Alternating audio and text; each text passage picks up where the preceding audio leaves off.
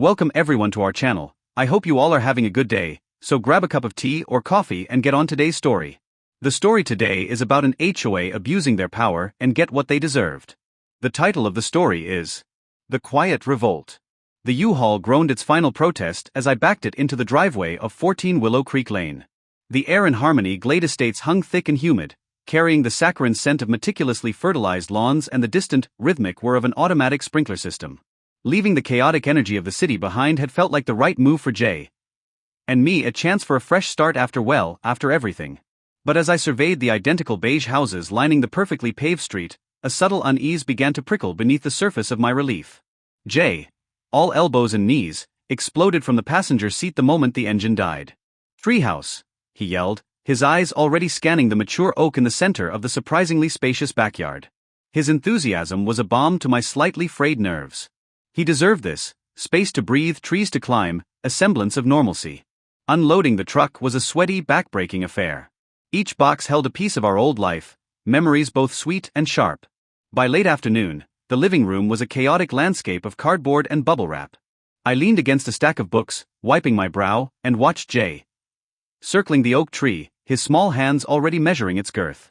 A fragile smile touched my lips. Maybe this was the right place after all. That evening, as the last rays of sun painted the sky in hues of orange and purple, I retrieved the mail from the pristine, locked mailbox. Amongst the flyers for local pizza joints and lawn care services, a crisp, official-looking envelope stood out. Harmony Glade Estates Homeowners Association was embossed in elegant script at the top. Inside, a single sheet of heavy, cream-colored paper delivered its pronouncement: Violation Number 1, unapproved garden debris.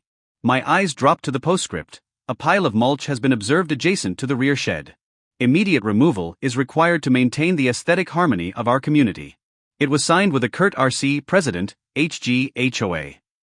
I stared at the mulch, the very same organic material I'd intended to spread around the foundation plantings the next day. It wasn't an eyesore, just mulch. A wave of irritation washed over me, quickly followed by a chill of foreboding. This wasn't just a neighborhood, it was a regime. The insistent chime of the doorbell dragged me from a fitful sleep before the sun had even fully crested the horizon. Through the peephole, I saw him, a tall, impeccably dressed man with a severe haircut and an air of self-importance that seemed to radiate from his starched collar. Beside him stood the woman from my initial, unsettling observation, LW, her sharp features accentuated by thin, rimless glasses, a formidable clipboard clutched in her hand like a weapon. I opened the door, forcing a polite smile. "Good morning." RC's smile didn't quite reach his cold, assessing eyes. "Welcome to Harmony Glade Estates, Ms." He consulted a small, gold-trimmed notepad. "Ms. Yem Davies." His voice was smooth, almost oily. "I trust you received our initial communication regarding the landscaping matter?" "Yes, I did," I replied, trying to keep my tone neutral. He nodded curtly. "Excellent. Efficiency is paramount in maintaining our community standards." His gaze then flicked past me, settling on the still unpacked state of my living room. LW's pen was already poised above her clipboard. "We're here today regarding another discrepancy," RC continued, his gaze now fixed on the low fence separating my property from the neighbors. "According to Regulation 3.2b of the Community Bylaws, all perimeter fencing shall not exceed 4 feet in height. Your current structure appears to be 3 inches in contravention of this specification." My jaw tightened. 3 inches? I wasn't aware. I'll adjust it. LW's pen scratched across the page. "Ensure compliance within 72 hours. Failure to do so will result in a standard violation fee." Her voice was flat, devoid of any warmth. RC offered another of his insincere smiles. "We strive for uniformity, Ms. Davies. It's what protects property values." He extended a hand, his grip firm and slightly too long. "We look forward to your full cooperation." As they moved on to the next house, their voices fading into the manicured silence, I closed the door, a knot of resentment tightening in my stomach. This wasn't the welcoming embrace I'd envisioned. It felt more like an inspection. The following weeks unfolded in a series of minor infractions and increasingly irritating fines. The trash cans, placed at the curb at the crack of dawn as per regulations, were apparently obstructing pedestrian thoroughfare if they remained past precisely noon. J's brightly colored bicycle, left momentarily in the driveway while he chased a rogue butterfly, earned me another crisp white envelope detailing a vehicular obstruction violation. The constant scrutiny felt suffocating. I found myself constantly looking over my shoulder, hyper-aware of every minor action, every potential transgression against the invisible rulebook that governed Harmony Glade Estates. The joy I'd hoped to find in our new beginning was slowly being eroded by a creeping sense of anxiety. Mrs. G. Agnes Gilroy, the widow next door, became my reluctant confidant. Her garden, a riot of unruly roses and overflowing window boxes, stood in stark contrast to the sterile perfection around it. She'd often catch me tending to my struggling flower beds, a weary sigh escaping my lips. One afternoon, as I pruned a wilting hydrangea, she leaned over the fence, her eyes filled with a knowing sadness. "They'll grind you down, dear," she whispered, her voice raspy. "They've done it to so many. The fines, the nitpicking, it's their way of maintaining control." "But it's so petty," I said, frustration lacing my tone. Mrs. G. nodded grimly. "Petty is their weapon. It wears you down, little by little, until you either break or you fall in line." She recounted stories of neighbors forced to repaint their houses because the shade of beige wasn't community approved, of others fined for having holiday decorations up a day too early or a day too late. Her words painted a chilling picture of a community held hostage by its own self-appointed guardians of order. J.S. Treehouse became his refuge, a sturdy platform built with scavenged wood and youthful determination. He spent hours up there, lost in his own world of pirates and explorers, the leafy canopy providing a welcome escape from the rigid order below. It was the one thing that seemed purely his, untouched by the HOA's relentless regulations. Until RC appeared again. The setting sun cast long shadows across my lawn as he stood there, his silhouette imposing against the golden light. He pointed a laser pointer at the sturdy branches, the red dot dancing ominously on the wooden planks of JS creation. LW, ever present, scribbled furiously on her clipboard. "That structure," RC's voice boomed across the yard, "is a clear violation of Section 6.7 of the bylaws. No unapproved permanent structures shall be erected on any property without prior written consent from the Architectural Review Committee." "It's just a treehouse," I protested, my voice rising in exasperation. "It's harmless. Jay loves it." RC's smile was condescending. "Harmless? Ms. Davies, we have standards to uphold. Safety regulations. Aesthetic consistency. That construction is a safety hazard and detracts from the visual harmony of the neighborhood." "Safety hazard?" I scoffed. "It's more stable than half the fences around here." "Regulations," RC said, his tone leaving no room for argument. "They aren't optional. Remove it within 48 hours, or we will be forced to issue a substantial lien against your property." He turned on his heel, LW trailing silently behind him. That night, the muffled sound of JS sobs echoed through the thin walls. I sat on the edge of his bed, stroking his hair, a cold, simmering rage building within me. They weren't just enforcing rules, they were deliberately targeting us, chipping away at our peace, at JS' innocent joy. This wasn't about community, it was about control. Driven by a desperate need to understand the forces arrayed against us, I retreated into the anonymity of the internet. Hours were spent searching, sifting through local forums and community pages, until I stumbled upon a private, unlisted forum with a cryptic name, Harmony Glade Voices. Hesitantly, I requested access. The next day, a confirmation email arrived. What I found within those digital walls was a revelation. It was a collective of hushed voices, residents of Harmony Glade Estates who had suffered in silence under the HOA's iron fist. M. a local contractor, recounted in painstaking detail how RC, citing spurious violations and delays, had systematically sabotaged his business, ultimately leading to bankruptcy. The TS, their online posts filled with a raw, lingering grief, described the relentless harassment they endured over their non-approved pink front door, culminating in foreclosure and the loss of their home. There were stories of exorbitant fines for minor landscaping deviations, of veiled threats and intimidation tactics. Each post was a fresh wave of outrage, a confirmation of my own growing sense of injustice. I meticulously screenshotted every account, every piece of digital testimony, a growing archive of their abuses.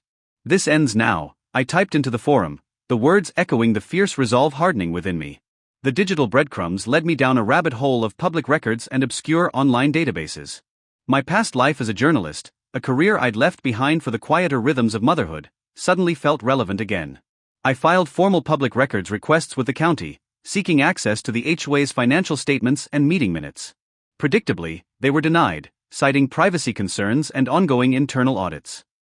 Undeterred, I called in old favors. A former colleague at the local newspaper, still connected to the city's underbelly of information, agreed to discreetly pull some strings. Days turned into tense nights as I waited, the silence of the house amplifying my anxiety. Then, the email arrived. Attached were scanned copies of the HOA's financial records. The community fund, meant for neighborhood improvements, showed a series of staggering withdrawals over the past few years. The recipient? A shell corporation with a deliberately obfuscating name. And on every transfer document, clear as day, was RC's signature. The amounts totaled over $150,000. My blood ran cold. This wasn't just about petty rules, it was about blatant theft. The retaliation was swift and brutal. I woke one morning to find all 4 tires of my car slashed, the rubber hissing a slow, mournful sigh. Fear coiled in my gut, a cold, visceral dread. The police report was perfunctory, another incident of random vandalism in the sleepy suburb. A few nights later, a heavy thud against the side of the house jolted me awake. I rushed to JS' room to find him staring, wide-eyed and terrified, at a jagged hole in his bedroom window, shards of glass glinting on his dinosaur-themed rug. Tucked amongst the debris on the windowsill was another note, crudely printed on cheap paper: "Stay quiet." The police investigation yielded nothing. But I knew. The blocky, uneven handwriting was unmistakable. It was RC's. He was escalating, moving from petty harassment to outright intimidation. The fear for JS' safety became a sharp, constant ache. I had to be smarter, more careful. My fight wasn't just for myself anymore, it was for him. Mrs. G, witnessing the shattered window and the deflated tires, her face etched with concern, became more than just a sympathetic neighbor. "This has gone too far, Eleanor," she said, her voice firm for the first time. "He's always gotten away with it because no one dares to stand up to him." A few days later, she beckoned me over to her porch. Sitting in a weathered rocking chair was an elderly man with kind eyes and a sharp, intelligent gaze. "Eleanor, this is Daniel Thompson," Mrs. G introduced. "DT. He's a retired lawyer. And he's been watching what's been happening." DT's handshake was surprisingly firm. He listened intently as I recounted the escalating harassment and presented the copies of the financial records I'd obtained. He nodded slowly, his brow furrowed in thought. "The bylaws," he explained, his voice calm and measured, "give the HOA significant power, including the ability to place liens and even foreclose on properties for unpaid fines and violations. It's a system ripe for abuse." "So they can just take our homes?" I asked, a fresh wave of panic washing over me. "In a legitimate scenario, yes," DT confirmed. "But if the board is demonstrably corrupt, if their actions are based on fraud and self-enrichment, then their authority is void. Their power crumbles." A slow smile spread across my face, a flicker of hope igniting within the fear. "So, we just need to prove it." DT's eyes twinkled. "Precisely." MS cluttered garage transformed into our clandestine headquarters. Spread across a workbench were stacks of invoices, bank statements, and HLA meeting minutes. Under DT's guidance, we meticulously pieced together the puzzle of RC's financial malfeasance. The tree trimming invoices from RC's brother-in-law were particularly egregious, tens of thousands of dollars billed for work that was either never done or grossly inflated. LW's signature appeared on a series of suspicious expense reports, and the trail of late fee fines led directly to the anonymous Cayman Islands account. Mrs. G, with her intimate knowledge of the neighborhood's history and its long-standing grievances against the HOA, unearthed a particularly damning memo tucked away in the dusty archives of past board meetings. It was written by RC shortly after the TS began their fight over the pink door. "We must make examples of the troublemakers. A swift and decisive response will discourage further dissent." The evidence was mounting, a damning indictment of RC's corruption and his calculated campaign of intimidation. The whispers in the digital dark were becoming a roar of collective outrage. DT laid out the strategy. "We need to attack on 2 fronts. Legally, we'll prepare a case outlining the financial irregularities and the pattern of harassment. But equally important is the court of public opinion. We need to rally the community." Following DT's advice, I announced my candidacy for the HOA board.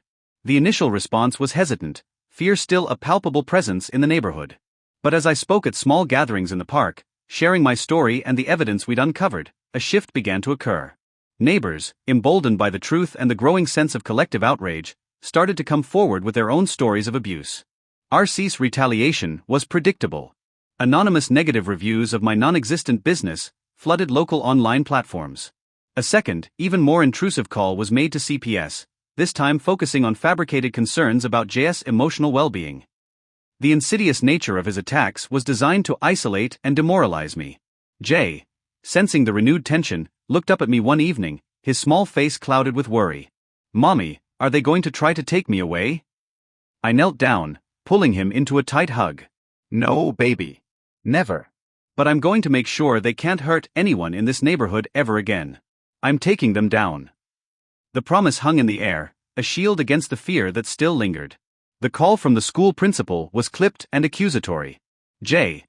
had been suspended for vandalism, spray painting graffiti on the side of the school building. My heart sank. J.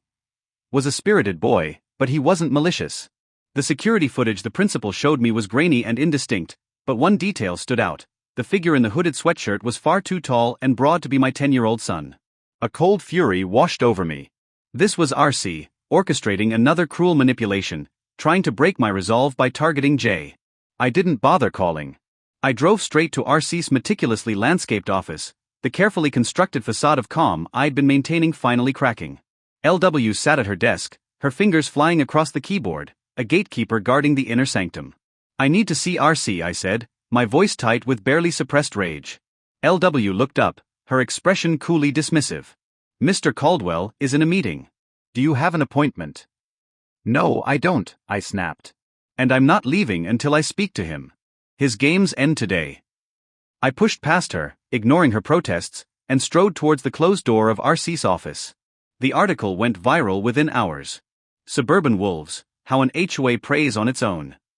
My account of the escalating harassment, the financial corruption, and the community's fear resonated deeply, striking a chord with readers far beyond the manicured lawns of Harmony Glade Estates. The comments section exploded with outrage and shared experiences of tyrannical HOAs. News outlets, initially hesitant to cover a seemingly local dispute, picked up the story.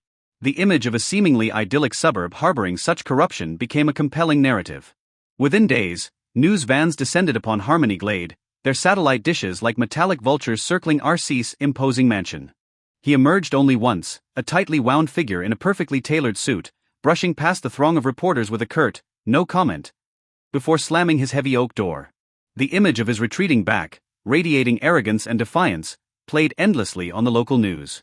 The dam had broken, and the flood of public scrutiny was relentless. The lawsuit from the Harmony Glade Estates Homeowners Association arrived, thick with legal jargon and accusations of defamation. It felt like a desperate, final act of a cornered animal. DT, however, was unfazed. His response was swift and decisive, a counteroffensive that included subpoenas for RC's offshore bank accounts and demands for the complete financial records of the HOA for the past decade. The courtroom became the new battleground. M.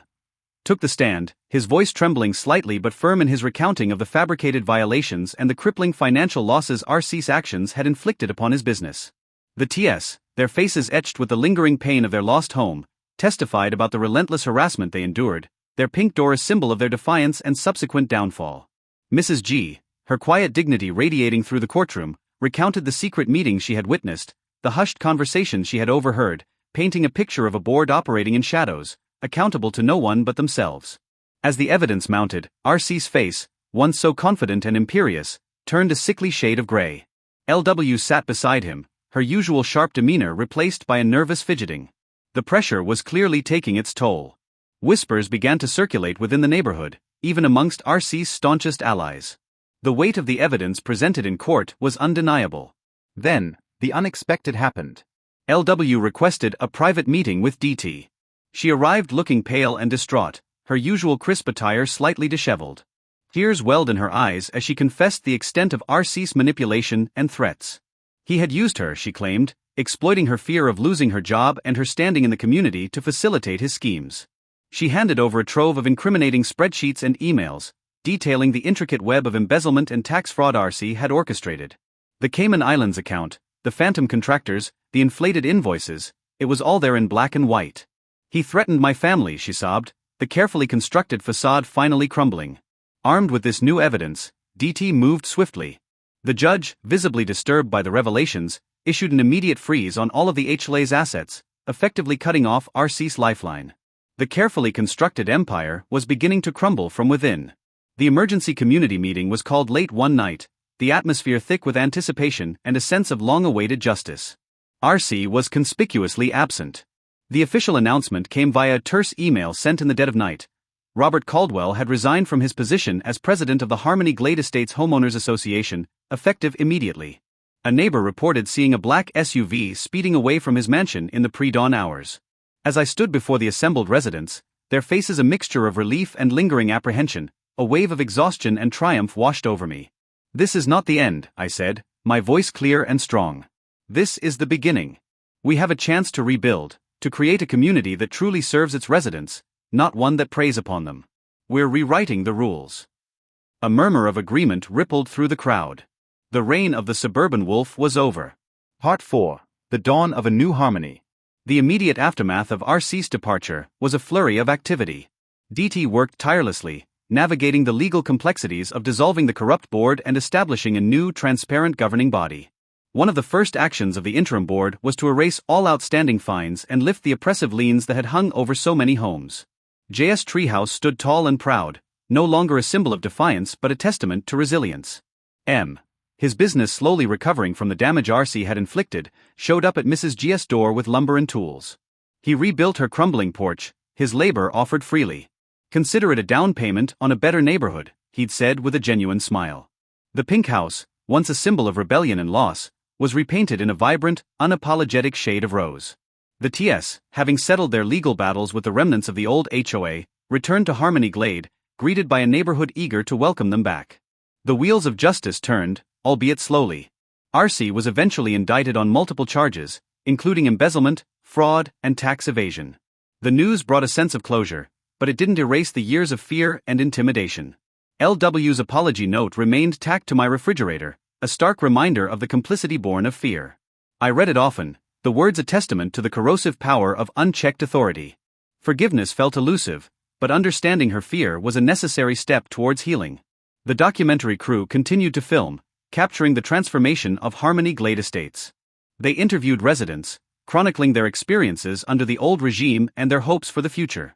The story of the Quiet Revolt was spreading, a cautionary tale and a beacon of hope for other communities struggling under similar oppression. Became a regular visitor, our early morning coffee on my porch a ritual. We talked about the future of the neighborhood, the new bylaws we were drafting, the importance of transparency and accountability. "You were terrifying, you know," he'd often joke, a genuine warmth in his eyes. In the best possible way. Jay, free from the constant threat of arbitrary rules, flourished. His laughter echoed through the backyard as he hammered new boards onto his ever-expanding treehouse, a symbol of the freedom we had fought so hard to reclaim. He started making friends, the initial isolation replaced by the easy camaraderie of neighborhood kids. The new HOA board, elected by a community determined to prevent history from repeating itself, held open meetings, debated regulations with transparency, and actively sought the input of all residents. The sterile perfection of the past was slowly giving way to a more organic, lived-in feel. Gardens bloomed with individual expression, fences varied in height and style, and children's toys occasionally graced the driveways. The documentary premiered to widespread acclaim, the story of Harmony Glade Estates becoming a symbol of grassroots resistance against corporate-style governance in suburban communities. The final interview, conducted in my now vibrant garden, focused on the lessons learned. "How did you win?" the filmmaker asked, his camera capturing the sunflowers towering over us. "We stopped being afraid," I said, looking out at the diverse tapestry of our neighborhood.